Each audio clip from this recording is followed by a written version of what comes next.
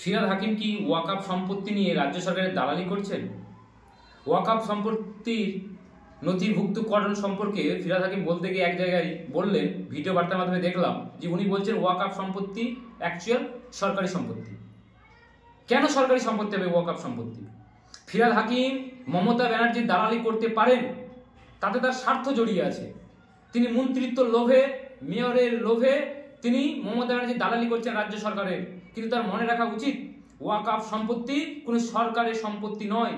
ওয়াকফ সম্পত্তি না ফিরহাদ হাকিমের সম্পত্তি, না রাজ্য সরকারের সম্পত্তি, না কেন্দ্র সরকারের সম্পত্তি।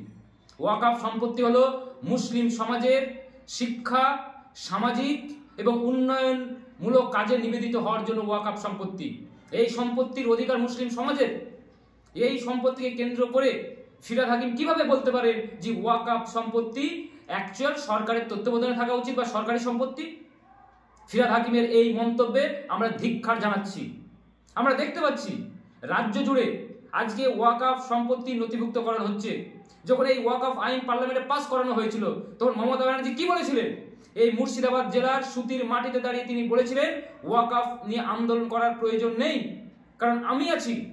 ওয়াকফ নিয়ে আন্দোলন করতে হলে, ওয়াকফ আইনের বিরুদ্ধে আন্দোলন করতে হলে দিল্লিতে গিয়ে আন্দোলন করুন। মমতা ব্যানার্জি মুসলিম সমাজকে ওয়াকফ সম্পত্তি সুরক্ষা প্রদানের কথা প্রতিশ্রুতি দিয়েছিলেন, কিন্তু আজকে আমরা কি দেখলাম? যখন গোটা রাজ্য, গোটা জেলা এসআইআর নিয়ে ব্যস্ত, সে ব্যস্ততার সুযোগে উনি ওয়াকফ আইন লাগু করলেন। এবং অদ্ভুতভাবে আমরা লক্ষ্য করলাম, এই ওয়াকফ আইন লাগু যখন তিনি করছেন, তার ঠিক কয়েক মাস আগে 1 নম্বর রেকর্ডের খতিয়ানে তিনি বেশ কিছু কবরস্থানকে আমরা দেখতে পাচ্ছি। আজকে যখন আমরা তথ্য ঘাটতে যাচ্ছি, এটা কিভাবে সম্ভব? আমরা দেখতে পাচ্ছি 100 বছরের পুরনো, 150-200 বছরের পুরনো কবরস্থান, কারবালা, বিভিন্ন মসজিদ। আমরা রেকর্ড যখন চেক করছি তখন দেখতে পাচ্ছি সেই রেকর্ড হয়ে আছে রাজ্য সরকারের নামে, কিংবা সেই রেকর্ড হয়ে আছে ডিস্ট্রিক্ট কালেক্টরের নামে অথবা এনামি প্রপার্টির নামে। এই যে কবরস্থান আমাদের বাপ দাদাদের আমল থেকে রয়েছে, যে মসজিদে আমাদের বংশ পরম্পরা নামাজ পড়ছে, সেই মসজিদ, সেই কবরস্থান কখনোই রাজ্য সরকার বা কেন্দ্র সরকারের আন্ডারে যেতে পারে না। এই ওয়াকফ সম্পত্তি আমাদের ছিল বিগত দিনে, আমাদের এখন আছে এবং আগামী দিনেও থাকবে। আমরা একটা ওয়াকফ সম্পত্তি দখল করতে দেব না।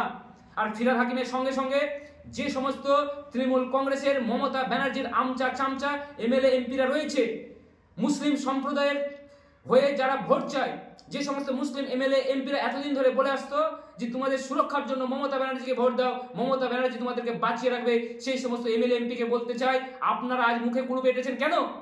আপনারা আজকে এমএলএ ওই টিকিট পাওয়ার লোভে, এমপির টিকিট পাওয়ার লোভে, ব্লক সভাপতি হওয়ার লোভে আজকে মুসলিম সমাজের ওয়াকফ সম্পত্তি নিয়ে আজকে যে সমস্যা দেখা গেছে, সেই সমস্যা নিয়ে আপনারা প্রশ্ন তুলছেন না কেন? আমরা জানতে চাই, মুর্শিদাবাদের মানুষ জানতে চায়।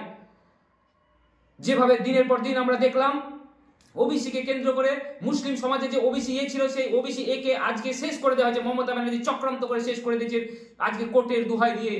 যে কটা মুসলিম সমাজের শিক্ষিত ছেলেমেয়েরা চাকরি পাচ্ছিল ওবিসির মাধ্যমে, সেই মুসলিম সমাজকে আজকে চাকরির দিক দিয়ে, শিক্ষার দিক দিয়ে, সুযোগের দিক থেকে পিছিয়ে দেওয়ার চক্রান্ত করাচ্ছে আরএসএস এর নির্দেশ মোতাবেক মমতা ব্যানার্জি কাজ করে চলেছেন।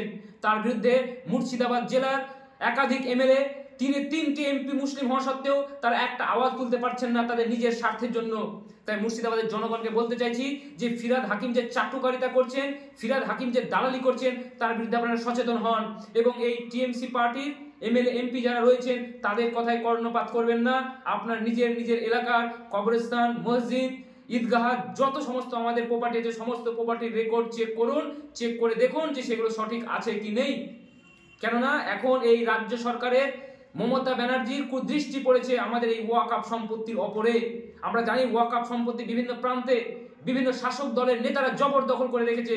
কোথাও দোকান করে রেখেছে, কোথাও সেখানে ঠ্যাক বানিয়েছে, কোথাও ক্লাব বানিয়েছে, কোথাও ব্যবসা করছে। ওয়াকফ সম্পত্তিকে নিয়ে বেদখল হয়ে রয়েছে।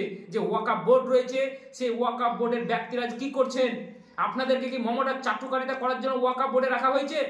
ওয়াকফ বোর্ডে যে সমস্ত মেম্বাররা রয়েছেন তাদের উচিত ওয়াকফ বোর্ডের কত সম্পত্তি রয়েছে, তার ভ্যালুয়েশন কত, সমস্ত কিছু শ্বেতপত্র প্রকাশ করা।